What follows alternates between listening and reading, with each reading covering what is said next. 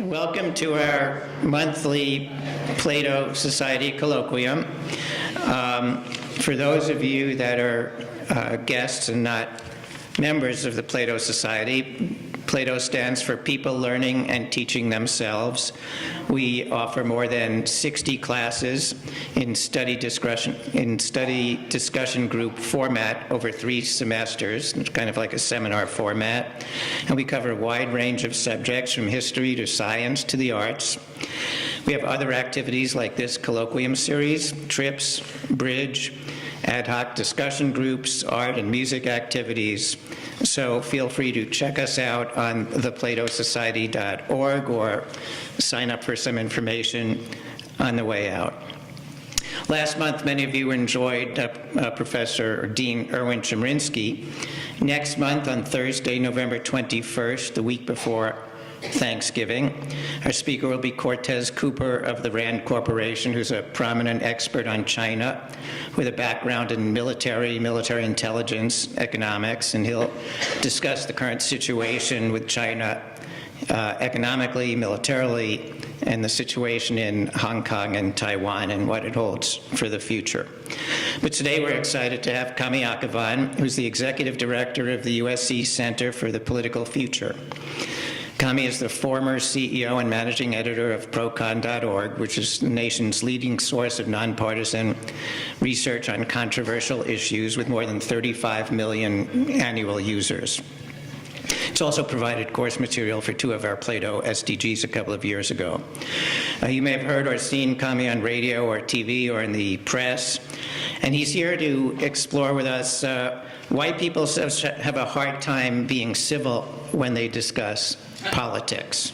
And you're all familiar with this phenomenon, and we struggle with it sometimes even in our SDGs, although we're usually very well behaved. So he will enlighten us about some of the psychological and sociological aspects of this behavior, and we'll have some questions and answers afterwards. Kamy?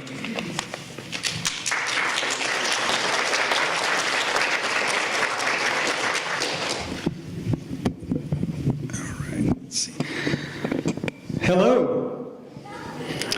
Thank you, Jay, for the lovely introduction. And to the Plato Society, I'm a 2-time UCLA grad. Around campus, I would see your literature for the courses, and I always wished I could take the Plato courses and not the UCLA courses. So it's a real pleasure to be able to address the Plato Society today. I wanted to talk about, as Jay eloquently described it, why we can't get along. And I want to talk about it from the national political level, but I also want to talk about it from the level of our dinner tables, across the fences with our neighbors, and talk about it on a more personal level. So my theme of today's talk is really along 3 lines. I want to address how divided is America? That's the scary part. Then we're going to talk about why is this happening? And then the third part is what can we do about it? How are we going to fix this? Can we fix it? So I wanted to share a couple of interesting stats. The first stat I wanted to share is the results of a survey that was first done in the 1960s, where researchers asked parents how they would feel if their child married someone of the opposing political party. And in 1960, parents didn't really care. It didn't really matter to them what party they were from. 4% of Democrats, 5% of Republicans would object if their kid married someone of the opposite party. Flash forward to 2010, so 50 years later, and we've got 33% of Democrats, 49% of Republicans would be upset if their child married someone of the opposing party. Trying to surprise me. This is about love, right? And this is politics interfering in marriage. People have said this is the most polarized we've ever been. Let me ask you guys that by a show of hands, do you feel like this is the most polarized we've ever been? Anybody feel that way? That's a lot of hands. Well, depending on how you measure, that's true or not, but one of the measurements was looking at party polarization, and this graph is just to show the very beginning of it is 1879, and so this is right after the Civil War. You would expect polarization to be at an all-time high.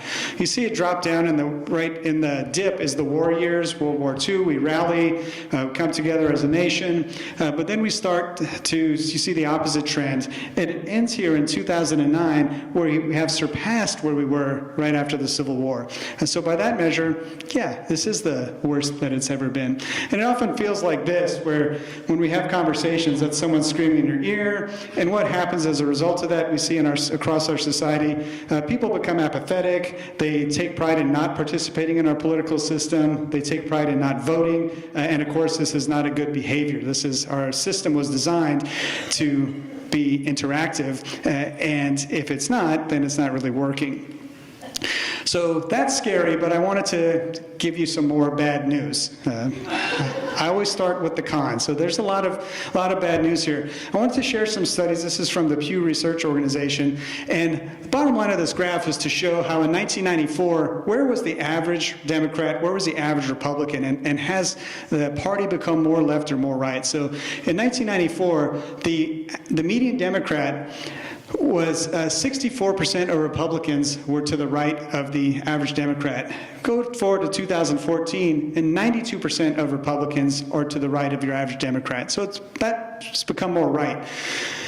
On the other side, for the median Republican in 1994, 70% of Democrats were to the left of the average Republican. Go to 2014, and 94% of Democrats are to the left of your average Republican. So we're pulling apart in that sense. But it's worse than that. This is the like or dislike results of the Pew Research Survey. In 1994, 16% of Republicans considered the Republican Party unfavorable.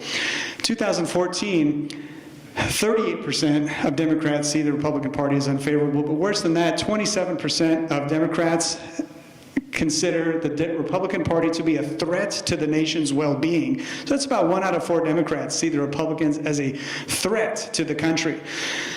Republican side, it's the same thing. In 1994, 17% of Republicans had an unfavorable view of Democrats. Flash forward to 2014, 43% of Republicans have an unfavorable view of Democrats, and 36%, so about 1 out of 3 Republicans, see the Democrats as a threat to the nation's well-being.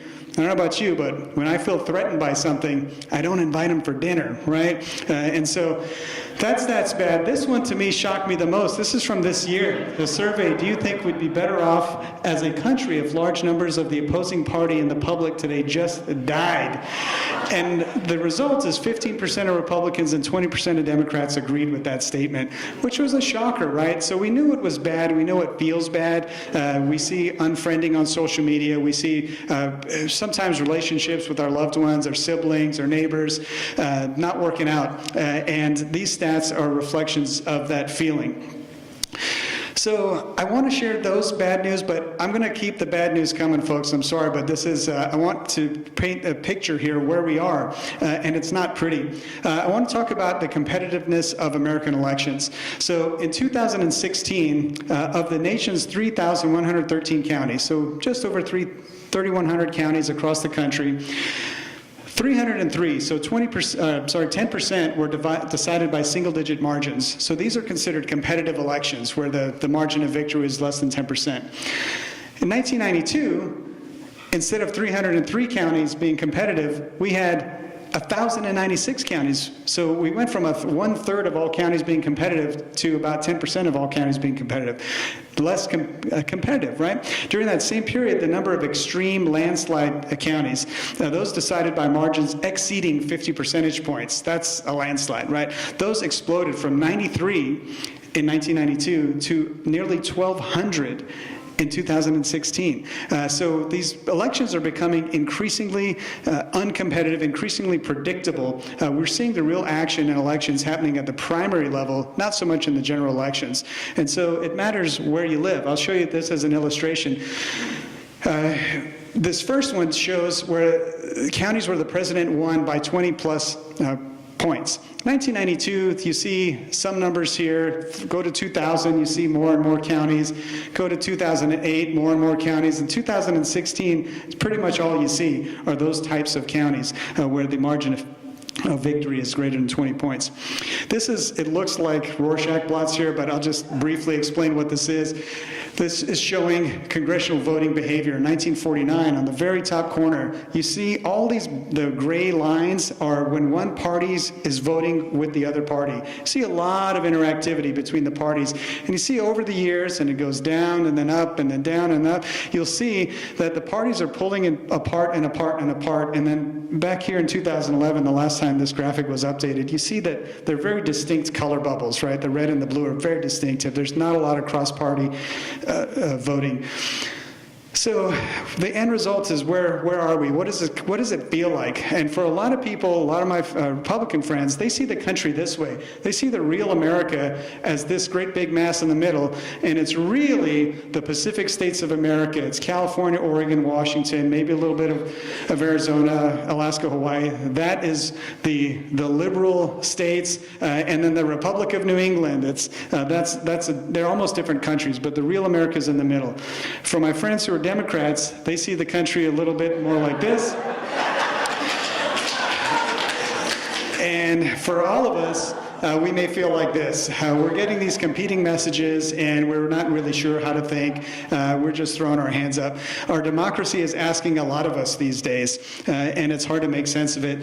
A lot of you know this better than I do, but I've learned that after the Constitutional Convention, immediately afterwards, when Benjamin Franklin was asked by a person on the street, "What form of government have you given us?" And at the time, Franklin said, "A republic, if you can keep it." And for a lot of us, we feel that if you can keep it part is awfully tenuous.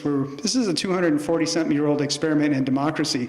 We're a very baby of a nation here, and we really want this experiment in democracy to work out. But it does seem awfully fragile given all the statistics that we just looked at.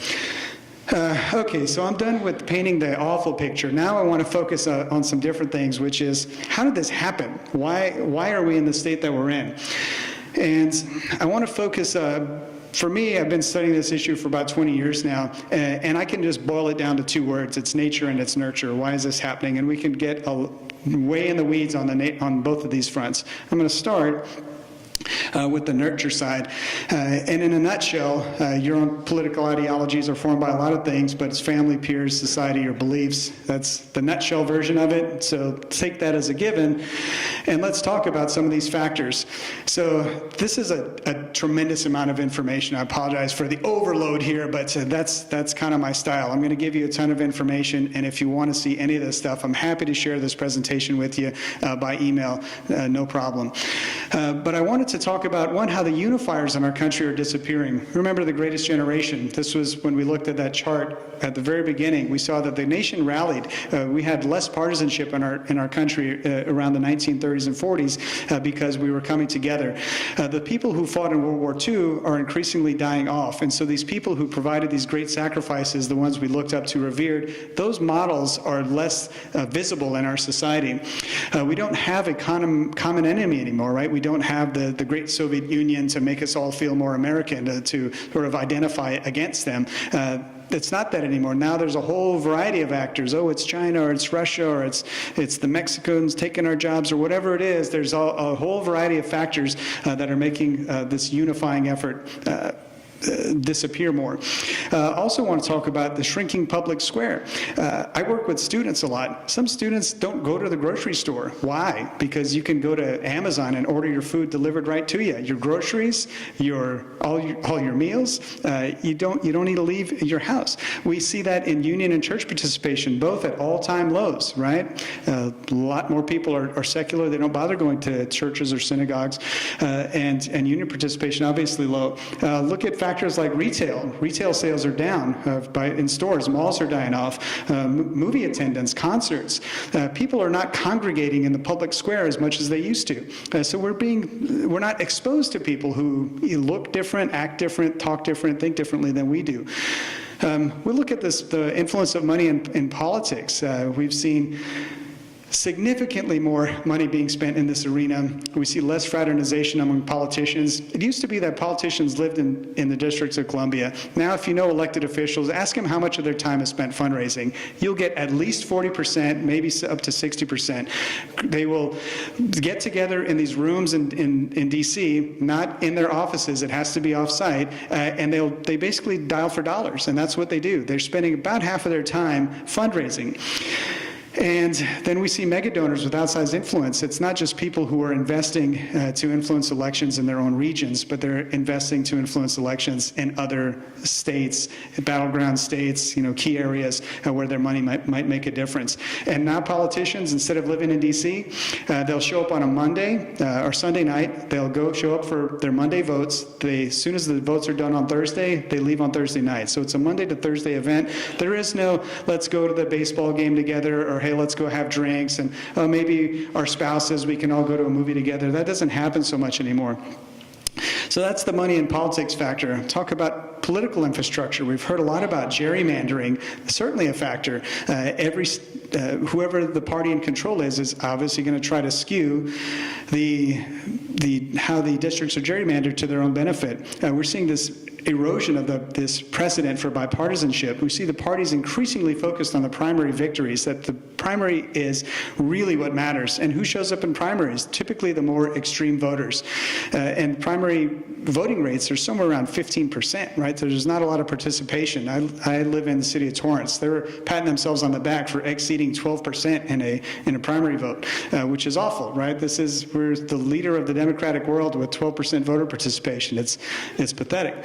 But that's where it is. We'll look at these other factors. This is, again, in the nurture side. Rise of identity politics. There's us versus them. People are latching onto a single piece of identity, and then that becomes their whole life. It's the subgroup in psychology. I'm sure many of you have studied psychology more than I have. They talk about subgroup versus the superordinate group, or this notion that I would vote for a pig if it were my party's pig.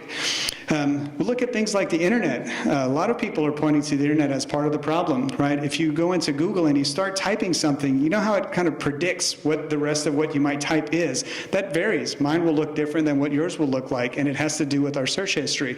The algorithms are designed to deliver what we want. That is how their business models function. They are trying to make us happy customers. So they think you like A, they're going to give you lots of A, and you will never see B. Social media algorithms are very much designed to do the same thing. If you like a Donald Trump speech on Facebook, you're going to see more information from friends who also like Donald Trump speeches on Facebook. If you liked a Hillary speech, you're going to see more from friends who also liked Hillary speeches. And we sort of create these filter bubbles, or these self-reinforcing echo chambers. That's the technology doing that. What about traditional media? When you go home at the end of a work day, are you going to cuddle up on the couch and watch a little Rachel Maddow and take in the news of the day, or are you going to sit on the couch and have Sean Hannity tell you what's really happening in the country? We're going to get comfortable with who makes us comfortable. And it used to be, remember Walter Cronkite, right? We knew him by name. We had 3 major network stations. You could pick one of the big 3. Now, if you want to watch the news, you pick one of the 3,000, right? And we will identify with the one that makes us feel good. This is all self-reinforcing. The business models recognize that and are driving that. They want to give the customers what they want. We'll look at the self-sort. Self-sort is maybe the biggest factor. There's a great book about it called The Big Sort by a guy named Bill Bishop, who talked about the city of Austin and talked about a couple had moved to Austin, and they didn't know where in Austin they wanted to live. Anybody been to Austin? Yeah, great town, right? And so if you want to move to Austin, you think, you have the possibility of driving around like this couple did. They drove around and didn't know where to live, so they drove around and saw these communities where they had trucks and gun racks in the driveways, and they thought, this is not my kind of neighborhood. Drove into another part of Austin, and they see Priuses in the driveway, and they think, I want to live in that community. So we're doing that to ourselves, right? We're kind of moving into the neighborhoods that kind of reflect our values. Not that there's anything wrong with that, but we're doing it. And because we're doing that, we increasingly put ourselves just in our physical proximity around people who typically think like we do. We look at the lack of media literacy skills. There were decades when the United States educational system had spent so much of its money on STEM. STEM is obviously very important. We wanted to be globally competitive in STEM, but what didn't we spend it in? We didn't spend it in social studies. We didn't spend it in civics. There's fewer than 10% of all the school districts in the country now that even offer civics anymore, and that's kind of a scary stat to a lot of us. Social studies is increasingly an elective. You don't have to take social studies. So that's where typically people are learning media literacy skills and critical thinking skills. That trend is starting to change a little bit, but for decades this had been the trend.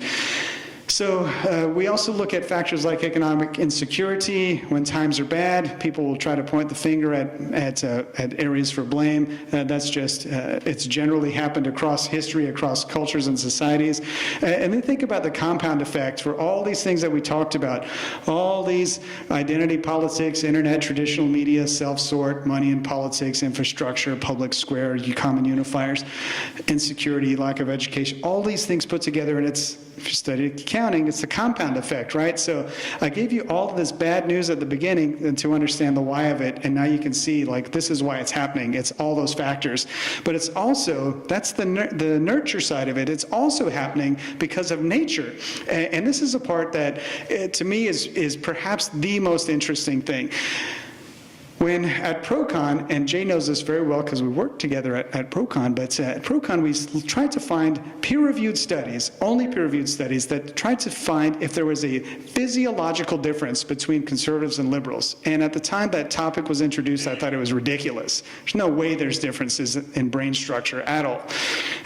But we stopped at 20 because we stopped counting, right? And I just wanted to share a couple of what these studies were like. The response to disgusting images was a reliable predictor of a person's political ideology. Liberals have more tolerance to uncertainty. They have a bigger, anterior cingulate cortex, and conservatives had more sensitivity to fear, or a bigger right amygdala. Physiological difference. Not that they were born that way, maybe they were, but it could have also developed that way, but there was an actual difference. We looked at, one of my favorites, conservatives sleep more soundly and have more mundane dreams. Liberals sleep more restlessly and have bizarre active dream life. But we learned that there are indeed differences. So when I think about the hard wiring, the way that it's described by perhaps the most famous political psychologist, moral psychologist around today, a guy named Dr. Jonathan Haidt, who teaches at New York University, he described it as an elephant. This is the part of our brain that wants to exclude outside views, that wants us to feel good about self-reinforcing information. He called that the elephant. And so what we're doing in our daily lives is when we watch the news, we are like the jockey on the elephant. We'll see something that makes us want to react a certain way. And the thing that makes us want to react a certain way is this nature side of ourselves. It's the elephant. And we're that little jockey on top trying to steer it in this way, going, oh, but maybe there's another point of view, and oh, let me go check other TV stations, see what they say, and oh, let me talk to some more people and get some more perspective on this. We typically don't do that. We just think, yeah, that sounds right. We ought to impeach that guy, or no, of course that's fake news. There's no way that's true. And we just innately go straight to what we want to believe. That's the elephant. So for a lot of us, we think, oh, well, if only the person who I disagree with, if only they had the facts, if they knew the facts, they would agree with me because I got the facts. If they had the facts, this would be settled. That's not necessarily true. When this was a study by Brendan Eihan, perhaps the most famous person who studies this, said when misinformed people, particularly political partisans, were exposed to corrected facts and news stories, they didn't change their mind. In fact, they often became more strongly set in their ideologies, right? Could facts make misinformation stronger? There's been many studies on this topic that facts could make misinformation stronger. So if we're not going to settle the debate with facts, what do we got, right? It's worse than that. I'll give an example. So this is the state of Iowa. So Iowa, as you know, is the first in the nation with their voting.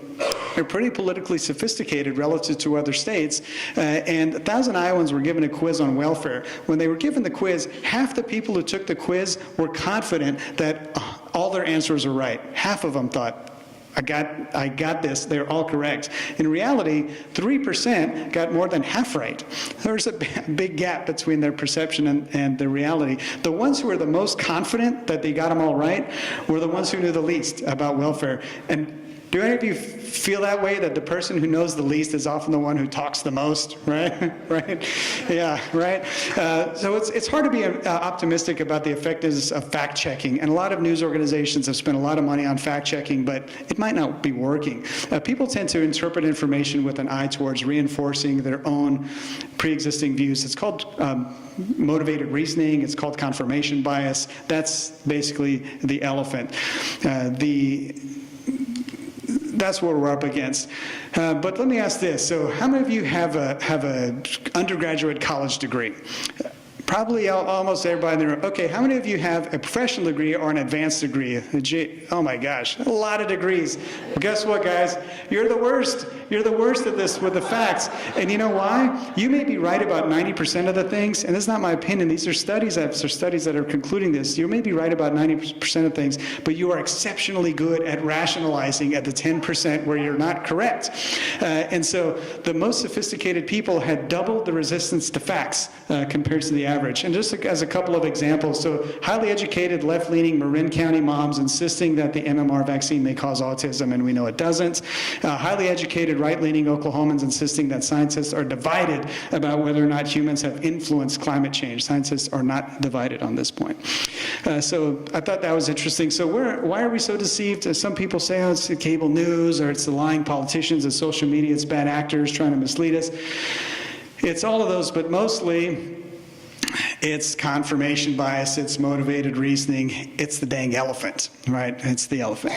So I say all this stuff, but I want to put this in a little bit of context and offer this about myself, just so you know why I'm even doing this. I was born in the backseat of a taxi cab in Tehran, Iran. At age 1, I moved to South Louisiana, and I grew up among Cajuns. And then I remember in the phone book, the town I grew up in called Opelousas, Louisiana, the most common last name in that phone book was Thibodeau. We had a lot of Thibodeaus, we had some Sacheries, we had some Cormiers. And then when I moved to Torrance, California, most common last name in that phone book, back when we had phone books, it was Gomez, and then it was Gonzalez, and then it was Rodriguez. And I thought, if you took a Thibodeau and you put that person in Los Angeles, and if you took a Rodriguez and you put that person in Opelousas, they would have such a different sense of what this country is all about. And that just jarred me to have that exposure. And a lot of you probably have similar stories about that. It led me to want to pursue seeking other points of view, just from having my brain jarred that way. And a couple of quotes that typify that for me is thinking about Archbishop Desmond Tutu, who uses great quotes that don't raise your voice, improve your argument. Another great quote from Arthur Brooks, who worked at the American Enterprise Institute, who says, we don't need to disagree less, we need to disagree better. And these quotes contextualize what ended up happening to my family. So in 1979, after the Shah of Iran was deposed, my family went back thinking, oh, we're going to help rebuild our country. But soon after, of course, all the revolutionaries were killed, the Iran-Iraq War starts, hostage crisis, bad stuff happens. We decide, let's get the heck out of here. This is not our country. Well, we tried to come back to the United States, but presidents had shifted from Carter to Reagan, and Reagan said, sorry, you guys left, you can't come back in, you're not citizens, forget it. And so we thought, gosh, we really want to get back in. My dad at the time was an architect in Opelousas, Louisiana. He left his job to go back to Iran. So couldn't do it. So we ended up smuggling ourselves across the country on a Coyote bus to get into Turkey. And from Turkey, we went to the U.S. Embassy. We lived in Ankara, Turkey for about 5 months and tried to get back into the United States via Turkey. Didn't work. Moved to Sofia, Bulgaria. Went and lived there for about 5 months. Tried to get back to the United States via Bulgaria. That didn't work. Moved to France. Tried it again. Maybe we can have better luck in France. That didn't work. So at this point, family decided, you know what? We really want to be back in the United States. That's number one. We don't want to go back to Iran. That's not an option. I guess let's just move to Turkey. So we moved back to Turkey, said, let's just give this one more chance. We tried it again. This time it worked. We were given the papers. I remember my parents jumping around the room. I was jumping around the room, and we were all excited because we're coming back to the United States. And why? It's because that architecture firm that my dad worked for, a guy named Jack Tolson, who's a strong, deeply religious man, spent a lot of his own time, money, energy, resources to hire an immigration attorney, make the case, submit reams of paperwork to the U.S. Immigration Office to get our country back. And if it wasn't for Mr. Jack Tolson, I wouldn't be here. And my dad every year calls Jack to tell him about how grateful we are to be back in this country. And every year, when my dad is crying on the phone, I know who he's talking to. It's Jack Tolson. And so I say all of that just to give the context for why this is so important to me and why I feel so personally compelled to talk about political polarization, because I really want this experiment in democracy to work out so other kids like me around the world can continue to look to the United States as that country that they want to be a part of. So how are we going to fix it, right? So what can we do about this? The stuff I talked about, the self-sort, internet, social media algorithms, good luck, right? How are we going to fix that? There's a lot of important nonprofit organizations that are focused on doing just that, and that's hard work. But for you and me, and I don't have the time, energy, or resources to be able to dent the problem of gerrymandering, right? I can maybe donate to those groups, but what can I do as a person? So I wanted to focus, maybe we can all walk out of here with a few pointers, like what can we do as individuals, ourselves, what can we do to make a dent in this problem? So one, I wanted to talk about this important factor of listening, and I thought this was so interesting. I am talking to you right now at about 125 words a minute when I'm talking fast. You are listening to me at about 400 words per minute. That's your capacity. There's a big difference between how much you can hear and how fast I can talk. And what are you doing with the gap? You're probably thinking, are we almost done? Boy, I ate too much lunch. It's really nice outside. I wish there was windows in this room. Or you're thinking about something else. And a lot of us do that all the time in our conversations. So when I talk about listening, I'm talking about how we use that difference. And so to really be a good listener, we got to do some of these points, and these points are and these are points that I didn't make them up. These are tips from Celeste Headley, who is probably the queen of conversation in America, former NPR reporter. She's interviewed maybe 15,000 people. She has a great TED Talk about listening. Don't multitask, be present. Don't pontificate, no one cares. Or here's one, I do this a lot, and I got to stop it. Someone starts telling me about, I hurt my knee really bad today, and they start telling me about they hurt their knee, and all I can think about is telling them about the time I hurt my knee. And so I'm not really focused on what it is they're telling me. I just can't wait to tell my side of that story. If you don't know something, say you don't know, go with the flow. Whenever you have that thing in your head you just can't let go of, let it go. Just listen to that person.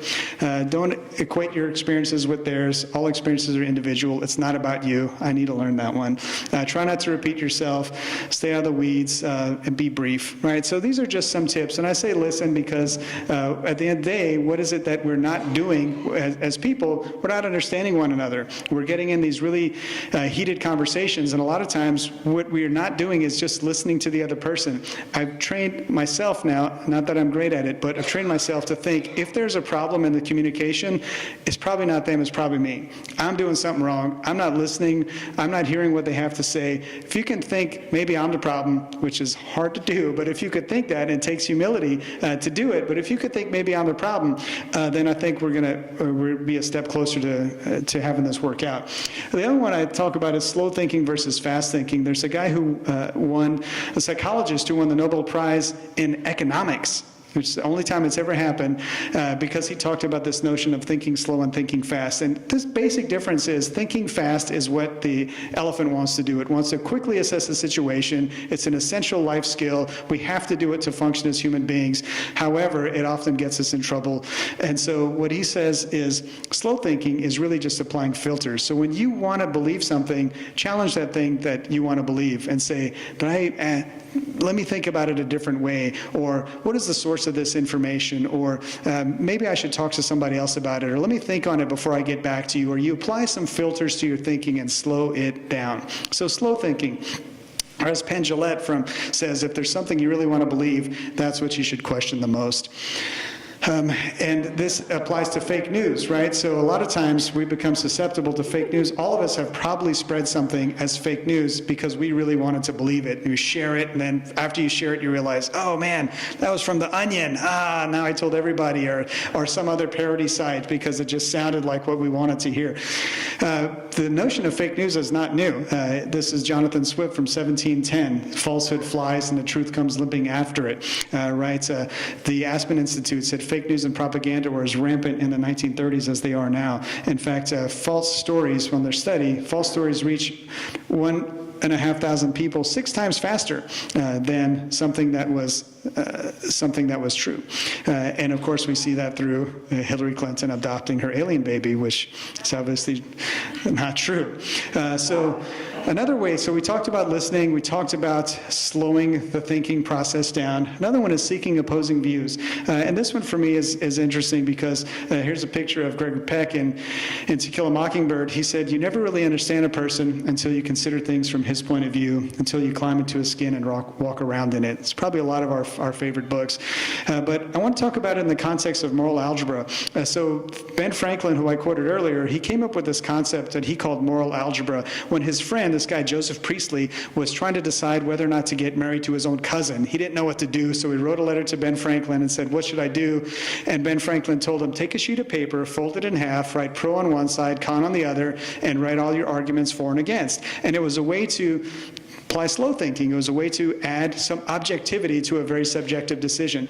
So his friend did that and decided that he was not going to marry his own cousin. So hooray, the first example of the pro and the con concept working, or this moral algebra working. However, Charles Darwin did the exact same thing. He made a pro and a con list. He did marry his own cousin, but they had a very happy marriage. So the jury is mixed. But the point is that the concept of moral algebra just means seeking opposing views and training yourself to always seek the opposing views. When we're at ProCon, the existence of the business was built around the premise of constantly showing people the pro arguments and the con arguments. And when we surveyed our audience, and Grant, we've had over 200 million people use this service, and it's free. When we surveyed our audience and asked, how many of you changed your mind on an issue based on what you read? I remember said, if we get to 5%, we'll be so happy. We got to 36%. Wow, you can't do that with a weapon, and here we've done it with information. And tried the same survey again about a year and a half later. We got to 40%. And I think the reason is because for perhaps the first time, people were exposed to opposing arguments that were not a caricature, straw man, ridiculous version of the arguments, but something really compelling that was well-researched, and you think, wow, I never heard that. I never considered that. There's some merit to that. And that was really compelling. I want to talk about point number 4, which is be generous in interpreting intention. This is something, again, I struggle with. So this I'm not moralizing here. I'm just saying this is a good practice.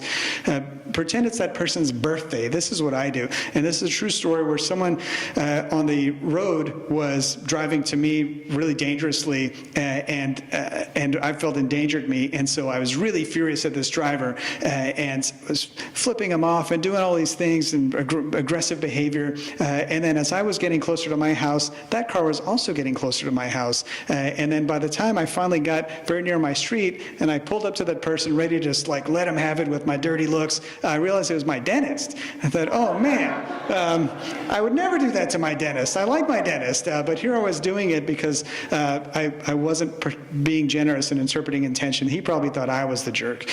So I think pretend that's that person's birthday is kind of a good way to do it. If somebody tells you something about, Donald Trump is a great whatever, and then you think Donald Trump's not a great anything, and you want to just really lay into that person, think it's that person's birthday, I better dial it back, maybe I'll be nicer. So it's a good strategy. And an example here is Ronald Reagan with Tip O'Neill. So people think Ronald Reagan and Tip O'Neill were friends. Actually, they weren't. They were never friends. We've done a lot of work with the Reagan Library, and I've confirmed this to be true. However, Ronald Reagan and Tip O'Neill did get together, despite their obvious political differences, and they would get together without their staffs, without their assistants, and they would talk through the issues just one-on-one, and they would sort it out and give a little here and get a little there. And they put their political differences aside for the sake of country. And Ronald Reagan did the same thing with Mikhail Gorbachev, obviously on a global scale. So the idea is that we can be generous in interpreting intention at any level, personally or at political levels. The last one I want to mention, this is my fifth and final point on what we can do as people, besides listening and all the other things we talked about, is superordinate. And for those of you who study psychology, you know this concept better than I do, but my understanding of superordinate is where you become part of a bigger group. And so my question is, have you ever done something mean or wrong in a group that you would never do alone? Something about the group drove you to that. Maybe think about your childhood or in high school or something where you did something really mean to somebody and you thought, that's not me, but you did it anyway. There's something to say about group behavior, and there's some stories to that. And I want to share one story about my friend Leslie, who is not a sports fan at all. Her husband is a nut for the Red Sox. And so she went to the baseball game with her husband. Her husband was wearing a Red Sox hat, and they were playing the Yankees. And of course, those two teams hate each other. So people are yelling insults at her husband. And Leslie, who doesn't follow sports, doesn't get it. She's like, why are they insulting my husband? This is so rude. And she thought, I know this, maybe if I wear the hat, that's not going to happen to me. So she says, let me wear the hat, then we'll just avoid all of this. So she puts on the hat, and what happens? Start yelling at her and calling her all kind of names. And now this woman who doesn't care about sports is telling you know what, Yankee fans, you Yankee fans, that's what I think about Yankee fans. And suddenly she became part of that in-group, right? And so she sort of circled the wagons. And that was because she became part of the in-group for the Red Sox. That is called affective polarization in psychological terms. But the idea is that you could be like this little guy who is identifying with his team to the exclusion of others, or like these two little boys who really don't give a care, and they're superordinating. And so the concept of superordinating has to do with this. Let's say it's baseball, and you like the Angels, another person likes the Dodgers. You could say, we both like baseball. Or what if you say, I like baseball, and you like football, and you like soccer? Oh, we all like sports. Say, I like sports, and you like politics. Oh, we all like competition. There's always some hierarchy where we can keep going up, and if we identify to some greater thing, which is not always easy to think about, but if we do that, identify to the greater thing, then that's how that's what superordinate means. So when we're having these conversations and you find yourself down this dead-end conversation with a friend, and you think, how am I going to get out of this? Superordinate and find out what it is, the bigger thing that you both identify with. In a sense, that's common ground, but in psychology, they call it this. So we'll talk about what we have in common. So this is another survey that was done. 65% are considered the exhausted majority. They agree that we need to listen and compromise. 3 out of 4 Americans think our differences are not so great that we can't come together, right? We think maybe we can fix this. Think about what is it that we have in common. And I've done this with groups all around the country, and I ask how many people in the room, and let's try it again, how many people in this room know somebody close who has suffered from addiction? Right? A lot of us have identified with that. Yeah. Or talk about how many people for their birthday take the day off. Birthday's a big deal. Anybody like a birthday night? We have a lot of people who are like that, right? Or some people are into cars, or some people have illnesses that you can't necessarily see from the outside, but as soon as you share it, guess what? I have this illness, then a lot of people can suddenly relate to you. How many people have dealt with a friend from suicide, or how many people have phobias, or how many people have grandchildren? Like, there's a lot of ways we can superordinate that we don't necessarily think about. And so if you think, I love Trump, you hate Trump, we like tacos. We could subordinate it over tacos. Or this one I like, I'm a Republican, you're a Democrat, we are Americans, and if we subordinate as Americans, then perhaps we got a shot at this, folks, but if we don't, I'm a little bit concerned.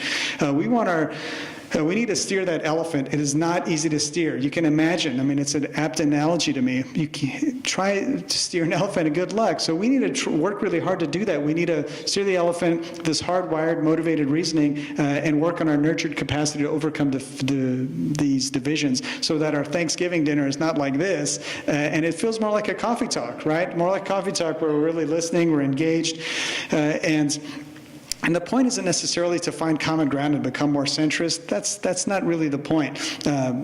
We may change our minds, and we may not, but the point is to navigate our differences respectfully and to change this negative partisanship into a positive difference. So disagree better or improve your argument, as Art Brooks and as Archbishop Desmond Tutu said. Talking about politics is an essential part of being American, and yet a lot of us are reluctant to do it, right? And we think we never talk about religion and politics, right? But we have to do it. That's terrible advice. We have to talk about these issues. It should not be taboo. This is a quote from Thomas Jefferson. "I never considered a difference of opinion in politics and religion and philosophy as a cause for withdrawing from a friend." Thank you, Thomas Jefferson. Sandra Day O'Connor, great quote. "Knowledge about our government is not handed down through the gene pool. Every generation has to learn it." Or this one, Hubert Humphrey, "Freedom is hammered out on the anvil of discussion, dissent, and debate." Right? These are things that we know this. We know this. I'm offering here, this is as an aside, a list of books for personal growth. These are read, you name it, every book on this topic of polarization. These are some of my favorites and ways to sort of check ourselves as people. And again, I'm happy to share this presentation with you. And I wanted to summarize these tips. So we got to listen, we got to think slow, we got to seek opposing views, interpret generously, expand or diversify our superordinates. And if we do that, we can control our elephant, help change our circumstances.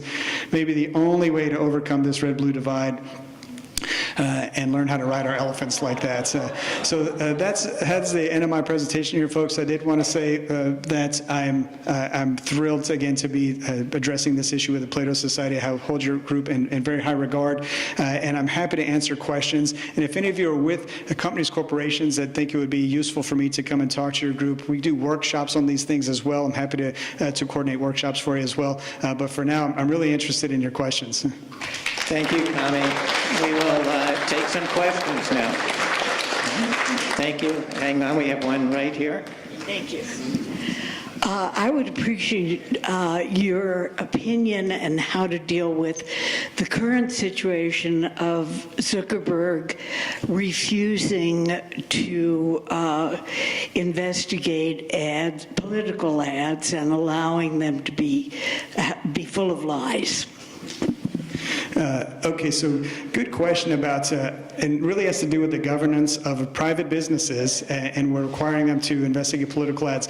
My personal opinion on that, not that my personal opinion should matter to anyone, but I'm offering because you asked, is that it is awfully hard to fact check. I shared statistics about whether or not fact checking is even effective. And so imagine if you did see the ad on Facebook, and then you did see that Facebook had fact checked it, then an intelligent person might say, but I don't trust Facebook, and their fact checking is probably off anyways. And then we look at the misinformation factor, the double down factor. They could see the corrected version and then say, you know what, that's not true. I'm more convinced that I'm right, even though they see the corrected information right there. So I'm a bit cynical, I should say, about the notion of fact checking in general. And so compelling a private business to do something that I don't necessarily think is in the public interest is something that I'm hesitant to advocate for.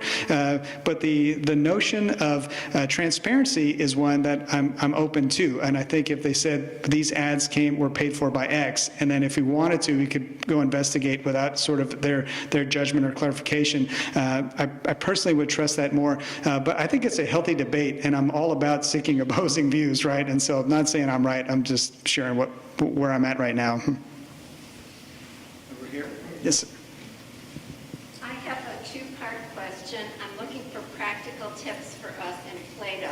First of all, if you are in a discussion group and some disrespectful comment has been made, how would you recommend dealing with it? And second, if you're a discussion leader in one of our groups and you hear some disrespectful comments made, how would you deal with it as a discussion leader? Good question, and because the mic wasn't... Let me repeat the question. It was, if you're in a discussion group and a disrespectful comment is made, what should you say, how should you deal with it? And if you're the discussion leader and you're in a group and someone makes a disrespectful comment, what would you suggest? Yeah, I think it's a key question, right? Because we're all in those situations all the time through Plato or otherwise. And the way that in general I deal with it, so listen, it's a spectrum. On the one hand, you will find yourself in a conversation where no matter what you do, you may try your best, you may listen, support, you do all of these tactics, and it's just not going anywhere. The person is not really interested in engaging, they're not interested in a discussion, and they have shut down, and all the tactics that you may apply are just not going to work.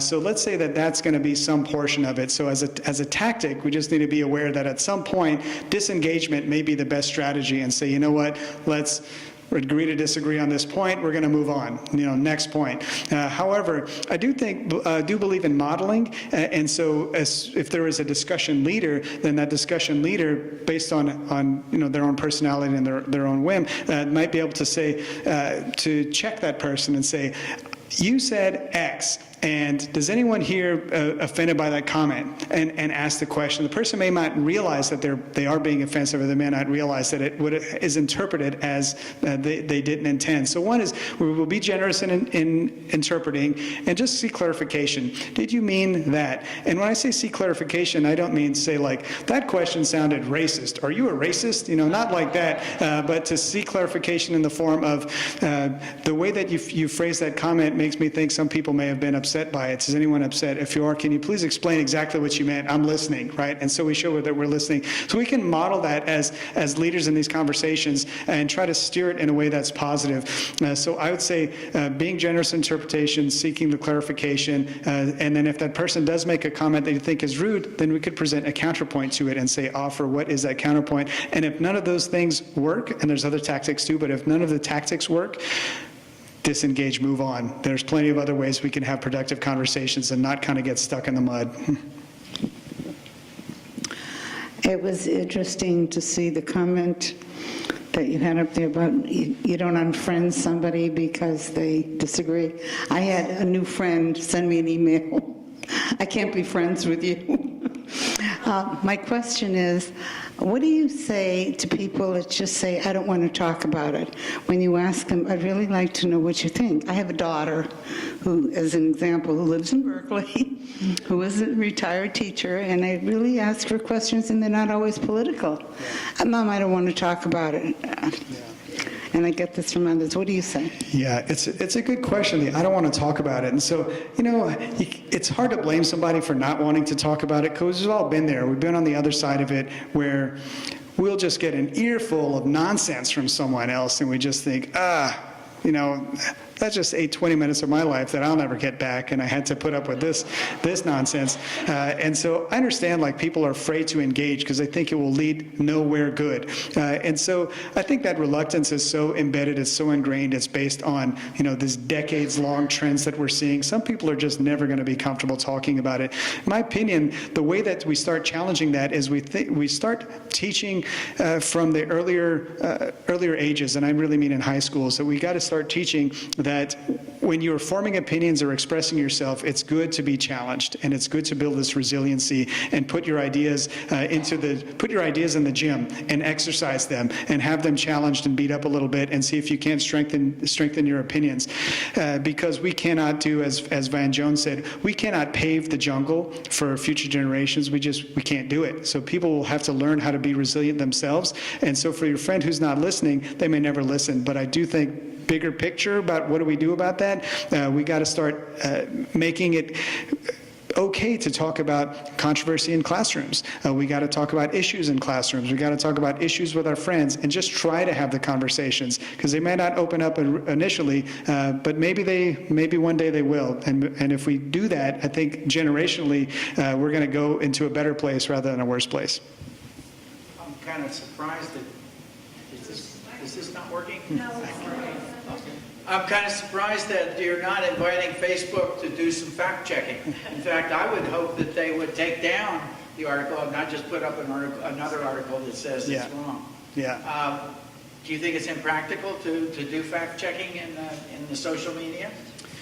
I know probably 20 fact-checking organizations. I know the people behind them. They're very smart people, and I'm not opposed to the idea at all. I'm just thinking that I don't think it's going to work because people are either not going to trust the corrected facts, they won't. We've seen study after study confirming that, or they will double down in their beliefs and it will be counterproductive. And so that's what concerns me. And so I think what I'd like to do is if, for the Facebook ads, if somebody sees an article, let's say that Hillary Clinton has an alien baby. If somebody looks at that article, they might think, no way is that true? Or, hey, maybe that's not true, let me investigate. I want to compel people to be curious. I want to compel people to seek it out on their own because they will feel like they are the ones who are controlling their own intellectual curiosity.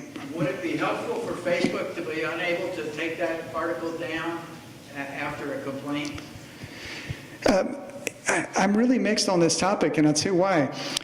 There's an article, it's awfully hard to do good journalism, and I'm all for good journalism. It is really hard to do, and it doesn't always happen quickly. And media outlets are increasingly pushing for speed over accuracy. Even the venerable New York Times, right? They will see correction after correction. We have the bureau chief for the New York Times is working at USC for us right now, and he's telling me about all the articles that they correct and correct and correct that they didn't used to because there's a rush for speed. So what we would compel an entity like Facebook to do, this is a good intention. We're seeking clarification. We're trying not to be misinformed. I get it. That makes a lot of sense. But what we're going to end up compelling Facebook to do is slow the news, take the time to do all this fact-checking, which even the venerable institutions, even they get it wrong. And we're going to trust Facebook to get it right. What are they going to hire? The New York Times to fact-check themselves? I mean, I just see there's some practical elements to it that I find I'm not sure how they get around the logistics of it. But then more broadly, I'm frankly concerned about the double down effect, and I don't necessarily like the idea of Facebook being the arbiter of what is true and what is not. I say shame on those companies for putting out false information, shame on them. But I also think shame on us for believing it, right? What about our own agency? What about the fact that I forwarded all this garbage to all my friends? Shame on me. And I shouldn't have to rely on a third party. I should have to rely on myself. And that's ultimately what I think the skill of critical thinking, media literacy, those are the skills we need to develop, not just in kids, but in all of us going forward, so that onus is on us. Absolutely agree with the premise of your question. We want right information. We need good information to make informed decisions, and it's awfully hard to get. It takes a ton of time. It takes a ton of skill, and a lot of us don't have that kind of time in our lives. So I really relate to it. And like I said, this is where my thoughts are now. I don't have my mind made up on that issue. I'm just coming at it from a cynical place, I suppose. Thank you for this overview, reasonable, rational, and helpful perspective. In contrast, this morning I came across a young woman who, with a little discussion, indicated that she was on the right politically. And I said, why? And she said, because it increased by 401k. So when we've got this me attitude, or whatever other reason, and ignore the rest of the large picture, the no man is an island and it takes a village, et cetera, I don't know what course there is to how to deal with that. Yeah. I really like that point that you made there, because it's the no man is an island, it takes a village. It's awfully easy to be on your own island these days, right? Because Amazon will deliver whatever the heck you need in a little cardboard container, and you don't ever have to leave your house. I lament the public square shrinking. When I go to small town America, like the town I grew up in, I see people congregating more in communal spaces, and I find that so. I was in Wisconsin just a few months ago, visiting towns of Madison and Appleton and even Milwaukee, and I see people out in public congregating at baseball games and barbecues and all these public things. And when I'm in LA and I see people looking down on their phones and just walking down the street as if there's nobody else around them, and I lament the lack of the civil square that's bringing people together. For the me side of it, I just think we lack exposure to people that we disagree with. We don't take the time to engage and listen, and And we do that for a lot of reasons, and those reasons, as we talked about, those reasons have to do with a lot of times these conversations go nowhere good. We're not used to being in a public square and having to deal with other people, or I should say increasingly not used to it. And we want to be in our filter bubble. We want to be in our echo chamber. And so the short answer to your me thing is I don't know how we can resolve it individually. I just think systemically these are the kinds of practices, policies we want to advance in order to get on the right path. Okay. It's more of a comment. Okay. It's a more of a comment than a question. Yes. In an era of political correctness, I feel people get upset, offended over a drop of a hat. Yeah. So maybe we all should take a deep breath and stop being offended at everything we hear, everything. And to your question, that was a very good comment you made. When you ask a person, why not? Everybody has an opinion. Yeah. Maybe on the right, maybe on the left, just as equal, just as valid. Yeah. Yeah. Thank you. Yeah, that's right. And the concept of political correctness is one, I tell you, it resonates really loudly, right? I work on a university campus, and even though it's USC and it's a private institution, I was frankly surprised at how woke the campus is, right? We had a conference on tribalism.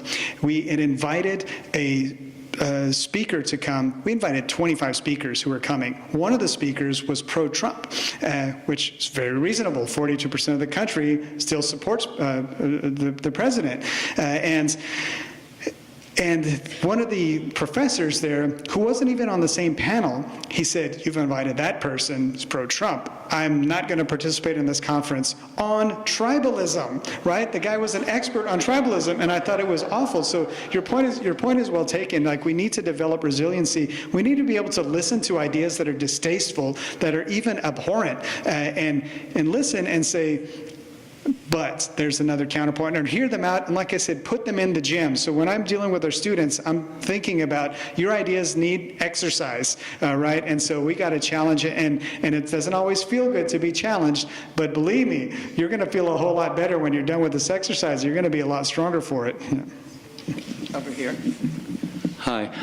Can you go into a little more depth on the physiological differences of the brain and the socialization of the liberals and conservatives?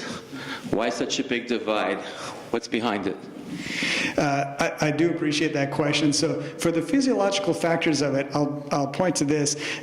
Nobody had studied this stuff for decades, right? This is a relatively new thing. The first study that I saw on it came out of the 1990s, and then increasingly more and more. So the origins of it, I'll say, are still uncertain. But when I did talk to Professor Jonas Kaplan, who's done brain imagery scans of people to test specifically for the skill of empathy and what makes a person relate to another person. And when they did all these brain scans, they were finding similar trends that conservatives had their brains perform this way, and liberals, their brains perform that way. Not universally so, but generally so. And when I asked the professor, is their brain, is it that way because they emerged from adolescence and this is now, my brain is fixed in this state and it's never going to change? He said, no, because our brains are malleable, and so they may change over time. And that you may have certain experiences where you're singular and I'm not a scientist, I don't know. That part of your brain may become a little smaller, may become a little bigger over time. And so for the sociology of it, I think, has a lot to do with exposure, and it has a lot to do with these other trends that we talked about, which was really it's a traditional media, it's social media, it's self-sort, it's the shrinking public square, it's the money in politics, it's gerrymandering, it's being increasingly in our own little fields. All of those factors, and the compound effect, all of that stuff, and these are new factors, right? It's all of those factors put together that start to drive the outcomes you're describing. So bottom line is, I think we need to do more on the studying of that, because it's not super clear, but it doesn't mean that once you're not born a liberal or born a conservative and you're forever on that path. People can change. I got the microphone, so all right. use it. So Yes. my comment is about the civility controversy.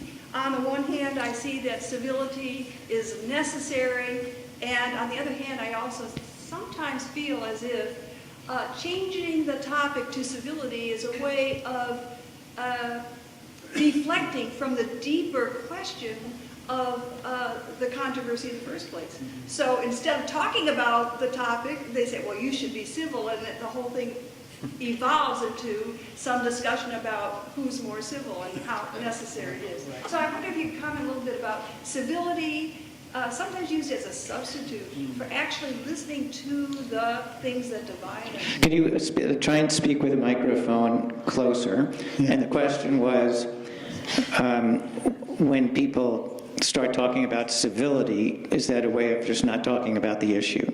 Yeah, it's a really interesting question. Last year there was a conference called Politicon here in Los Angeles where they brought comics and politicians from all over the country, and they had different panels, and one of the panels was about, your very question is about civility, and there's people arguing against civility, and the people who were arguing against civility were people who were, a lot of them they came from an activist background, they were social justice champions, and they thought, now is not the time to be civil. These are serious problems that we're facing. When we're talking about police shooting unarmed black people in their homes, we're not going to be nice about this. This needs to stop. And so I understand the compulsion towards saying, look, we can't always be civil. But on the other hand, I do find great value in the purpose of civility, which is showing that you are listening to the other side. And ultimately, if a person feels threatened by how you're communicating with them, then that person is going to respond the same way they do to a physical threat. When I asked, to your question earlier about physiology, when I asked Dr. Jonas Kaplan about this,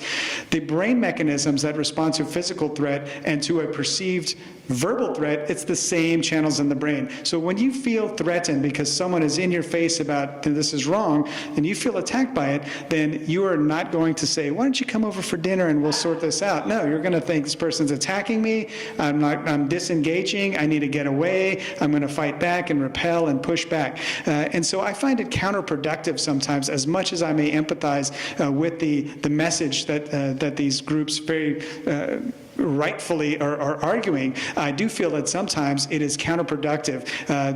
But now we could go back into the MLK versus Malcolm X. You go into these different strategies for social change and what's effective. And I'm not saying that one strategy is better than the other, but I will say that it can be counterproductive to be uncivil on purpose, because ultimately it depends on what is your goal. If your goal is to try to change minds, you're not going to change minds as effectively by not listening and by shouting people down. If you're looking to change minds, then the best thing you can do is really hear the other side out, show that they are not threatened, and then when they're not threatened, then they are more receptive to change. Stand up. It's on, okay. I sort of come from a micro version of what you do. I was a psychotherapist who dealt with men and women, mostly men, who were charged with domestic violence. And I led groups of 15 men who hated their partners, and mostly women. So anyway, I like the idea. You've made it concrete. It's their birthday, but I also always added in my brain, it's their birthday and they're angry and hungry. And I use that for my kids too. And the other thing about being in the group with people attacking you, with the civility, which is so important, was that the rules in the group was that we provide some form of safety. So they were allowed to say, she's a bitch, you're a bitch, only 3 times. That was my rule, because I could not take any more than that. Then after that, I said, you have to say something a little more interesting to me, because I don't go out there and call you a name. That is not fair fighting. And in the same way that the rule we had was, so the men were 6 feet, under the influence, lots of things, right? We all sat down. Nobody was allowed to stand up and yell at me. That was another rule, which I also used with my husband.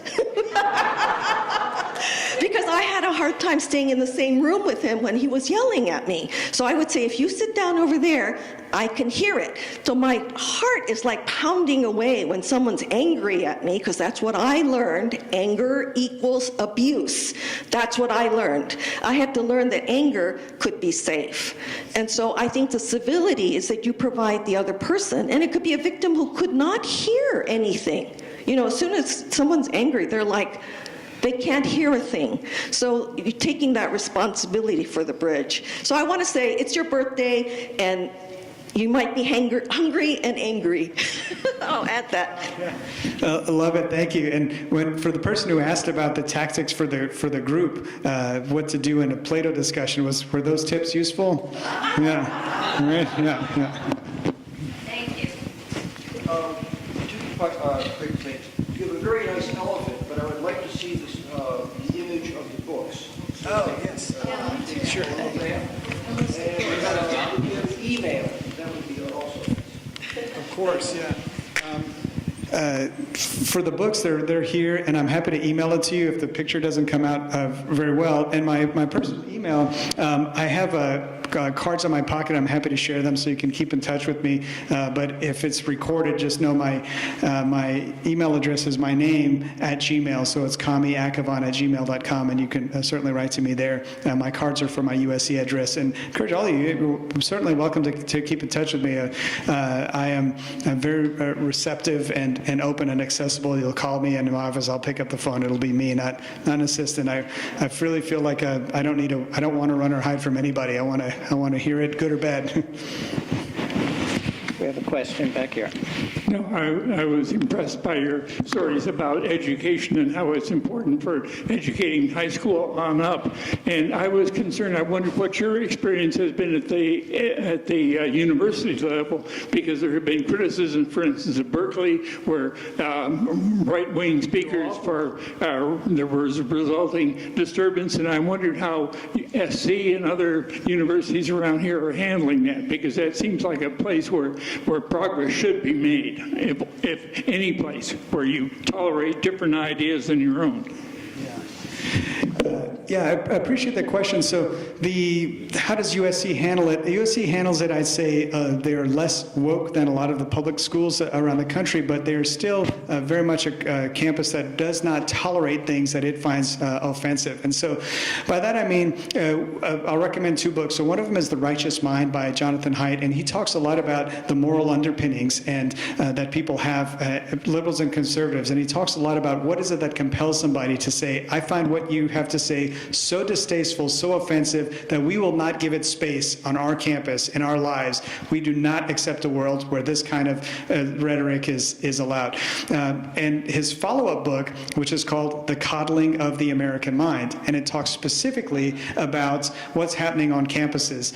Dr. Haidt is very cynical about what is going to, the trends that he's seeing on college campuses. They're becoming increasingly intolerant of opposing viewpoints, even though for many of us, we think that is kind of the point of school. And so at USC, where I work at the Center for the Political Future, we are leaning in against that tendency, and we're saying we get the reasons for being woke, we get the reasons for indignation, totally believe in that. We believe in the right to protest, 100%. However, we are going to bring people on campus who you find objectionable.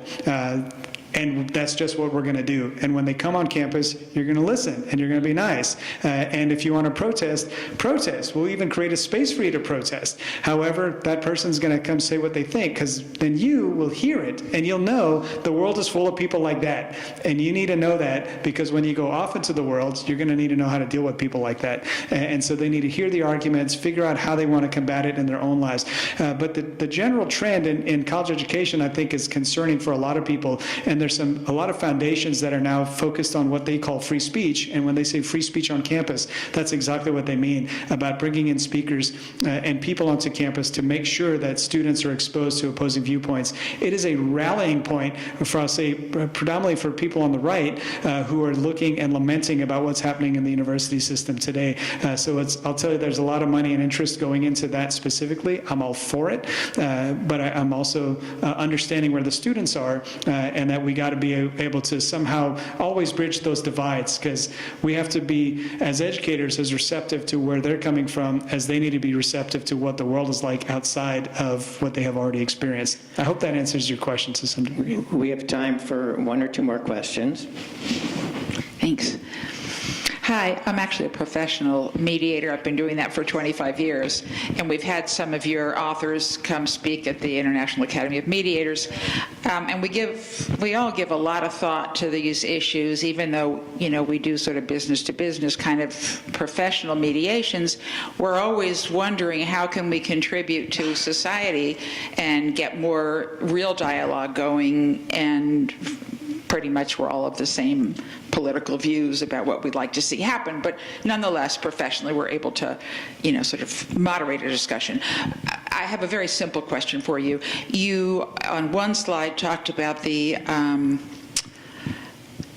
lack of effectiveness of trying to persuade somebody about what the real facts are, what the truth is, sort of debunking myths. And on the other hand, you showed studies that showed how effective it can be to properly develop the myths to change minds. So how do you reconcile those?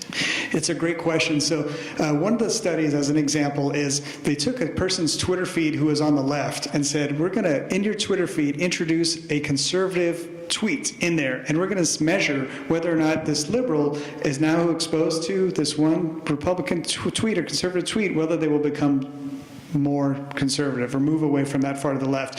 And what that study in particular concluded is that it did the opposite effect. When the person saw the single conservative bit, it made them realize or think that person's an idiot and then move away from it. The studies that are done on what is effective is when the opposing view that's presented is not a single drip. It is not a caricature. It is not a straw man. It is something that is so well conceived. It is so compellingly presented that it is hard to reckon with. And in order to get somebody to even look at that, they have to feel heard first. And so that's why, personally, I'm a big fan of the notion of the pros and the cons, because when you show someone information in that sense, they might think, I am strongly pro-death penalty.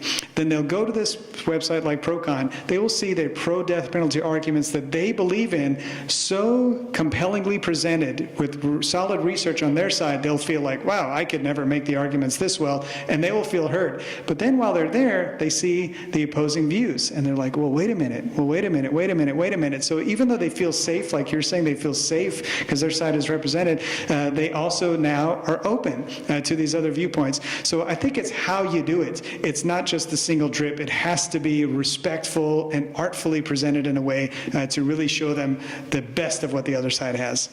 Final question. How do you deal with people who engage in imputation of bad motives to people who disagree with them? So, for example, gee, this person disagrees, therefore they're stupid, even though that person might be, you know, quite well educated. Or an example that was given before, someone who said they felt a certain way because of an economic reason, their pension plan is better, and we're imputing to them a motive of selfishness or me, when in fact they might have had economic circumstances that might have made that very important. So how do people respond in that circumstance, and how do people stop themselves from doing that in the first place? Yeah, that's a great question, Jay. Thank you. So an imputation of motive to another person is you're making an assumption, right? An assumption about where they're coming from, and it's deflection, because you're saying, I don't really care what they have to say. I'm going to dismiss it away with my assumed trait that person has. And so you're saying you're not open to engagement. So if anything, when a person does that, it's a bit of it's a tell. It's saying they don't want to have the conversation. Now, if somebody does give you that tell and they say, I'm withdrawing from this conversation, then you want them to be part of the conversation, then I think we need to try to relate. And I'll give an example of that, and if I can, I'll ask you a question. So to make a point here, let's say I asked you to describe a unicorn. How do you describe a unicorn? A horse with a horn on it. Right. What you did is you took something that I couldn't conceive and you made it relatable. I know what a horse is, I know what a horn is, and all of a sudden now I know what a unicorn is. And I think when we have conversations with people who we disagree, we have to make our own arguments relatable to them so that they don't just swipe it away. And that's hard to do. But to do that, just think about that unicorn example, and I think maybe they will be less likely to impugn the motive on you. But people are going to do it anyways, and once they give you that tell, I think we're kind of stuck, and maybe that's one of those instances where we say, this is not going to be a productive conversation, I'm out. Thank you, Kamy. Once again,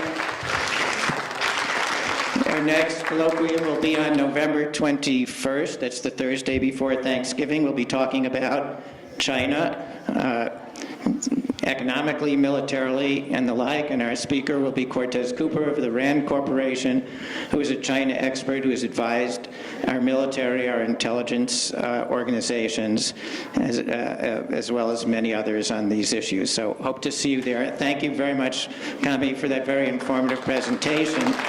And by the way, all of this will be on YouTube and on the Plato website if you'd like to see it again or refer your friends.